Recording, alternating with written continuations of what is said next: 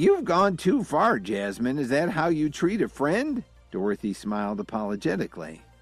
So you're telling me you're not going to pay, is that it? Jasmine asked as she pulled out her phone.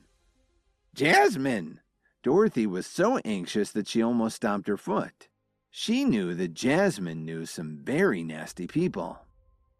Jasmine waited for the call to connect and put it on the speakerphone. Spencer, are you there? It's Aunt Jasmine. I'm at Downtown General. Someone owes me a ton of money and she's refusing to pay me back. Who the hell would do that? Came an angry voice over the speaker. I'll be down there right away. Jasmine hung up and smiled triumphantly. She knew that her nephew was one of the most powerful men in Chicago and he had hundreds of people under his command. She was certain that Dorothy and her daughter would pay her what they owed her now. Lily struggled to sit up in her bed. Can you please wait a few more days, Jasmine? We really don't have that much money on hand today. Lily had heard James's nephew's voice and it sounded like he wouldn't try to resolve this peacefully. It's not that I'm being unreasonable, but there are certain things that everyone knows. You don't gamble if you don't have enough to cover your bets, Jasmine replied snobbishly. Dorothy and Lily were speechless. They all sat in awkward silence and waited for Jasmine's nephew to arrive. A little while later, there was a flurry of footsteps in the hall and the door flew open violently. Who the hell owes my aunt all that money? You'd better be ready to leave town, the tall man shouted as he walked into the room with his bodyguards. They were a tough-looking bunch. Several nurses saw them and ducked into patients' rooms to stay out of their way. The group's leader was none other than Spencer, the man Kevin had asked to be his deputy in the Chicago branch of the Myriads. His brother Derek would have been there too, but he had other business to attend to. Did you hear me? Spencer shouted. Who exactly owes my aunt money? Thanks for coming here, Spencer, Jasmine replied as she pointed at Dorothy. She's the one who owes me and my friends over $600,000. You? Spencer glared at Dorothy as he sauntered over to her. Do you know what I do to people who don't pay their debts? I didn't say I wouldn't pay her, I just don't have the money right now, Dorothy admitted reluctantly. She was absolutely trembling in fear. That's no excuse, he answered coldly. Our family really doesn't have the money right now. It'll take me a few days to get it together, Lily tried to explain. She was having a hard time talking. After all, she'd just gotten out of surgery. But she could see that the man's arm was covered with scars. He clearly didn't mind resorting to violence. Why are you wasting your time, Spencer? They said they don't have the money. Just take them, Jasmine ordered her nephew. His men started moving Lily and Dorothy with vicious looks in their eyes. Don't touch my daughter, Dorothy shouted as she stepped in front of Lily.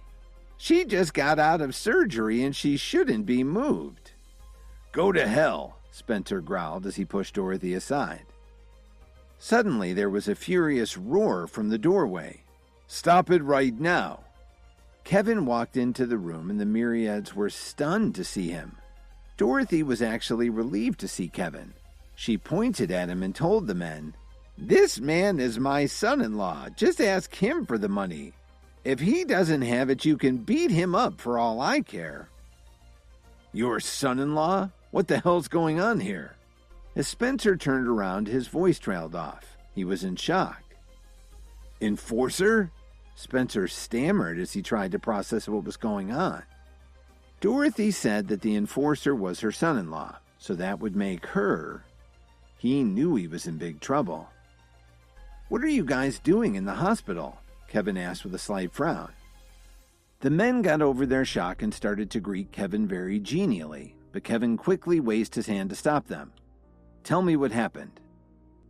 Nothing much, Enforcer. I just came to the hospital for a checkup because I wasn't feeling well. I happened to pop into this room to take a look. He lied through his teeth. He wouldn't dare admit that he was there to demand money from Dorothy and Lily. The Myriads remembered what Kevin had done to Nolan Hill at the Salix Leaf Hotel, and they knew he wasn't someone you wanted to piss off. But Kevin wasn't a fool. Of course, he didn't believe Spencer's excuse, so he walked over to Lily and asked her, "Honey, what's going on?" "They came to ask for money," Lily admitted. Then she told Kevin what had happened between her mother and the women who were in the room. After learning about Dorothy's gambling problem, Kevin looked at her and then he looked over at Spencer. "We're finished now," Spencer thought to himself as he considered the situation. "I just had to come here and demand money from the enforcer's wife while she's lying in a hospital bed. We're all dead men." "I'll cover her debt," Kevin said calmly. Even though Dorothy hated him and she'd really crossed a line this time, he was still her son-in-law.